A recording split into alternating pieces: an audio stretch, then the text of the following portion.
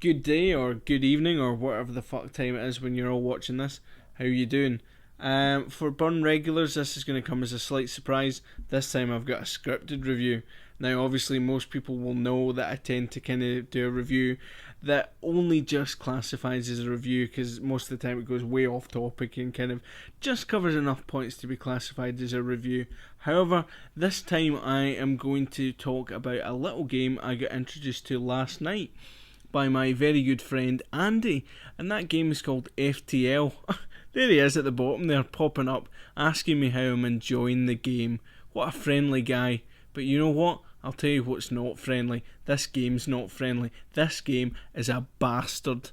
So as you might have gathered from the visuals that you've seen so far, it's a wee 2D shooting combat game set in space.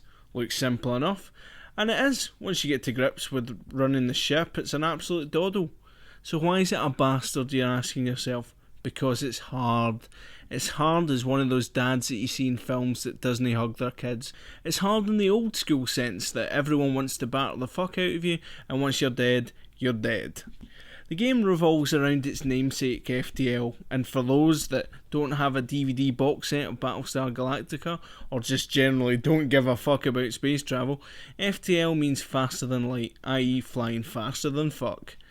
You use your FTL drive to jump from location to location, and the beauty of the game is it's totally randomised what comes out the other side, which means there's a fuck ton of replay value should you put that amount of time into the game. There's no trip ever the same. Chances are that post-jump you'll be met with an enemy ship wanting your blood. It takes a little time for your FTL to recharge, so you can choose one of two options. Destroy your enemies and see them driven before you, remembering sadly that in the harsh vacuum of space you can't hear the lamentation of their women. Or you can nobly bottle it and FTL jump the fuck out of there as soon as possible. Now normally I choose surprisingly to fight absolutely everybody, even the peaceful ones, because Hollywood has taught me that aliens are rarely friendly.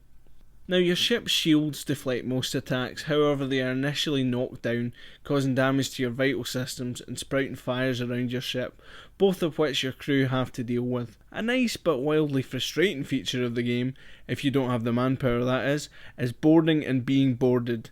Not content to blow the fuck out of you with their own ship, many enemies enjoy boarding your ship, slaughtering your crew and smashing everything to fuck. So I'll round this up. I've literally only put a few hours into this game, but so far, I've loved it.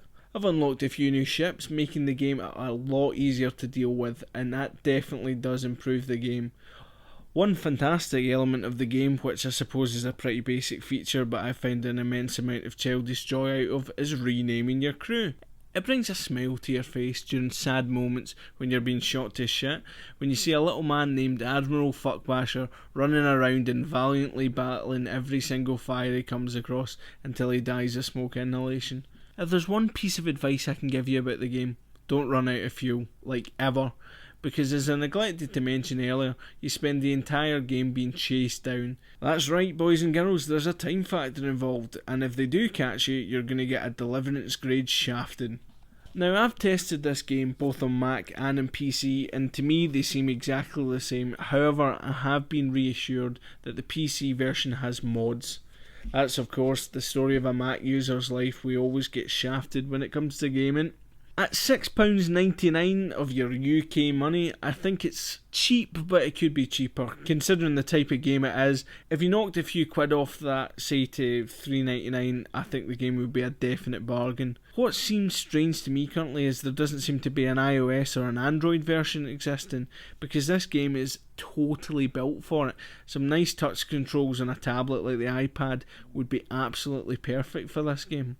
So, in conclusion, if you're looking for a cheap thrill that isn't your mate's sister, buy FTL.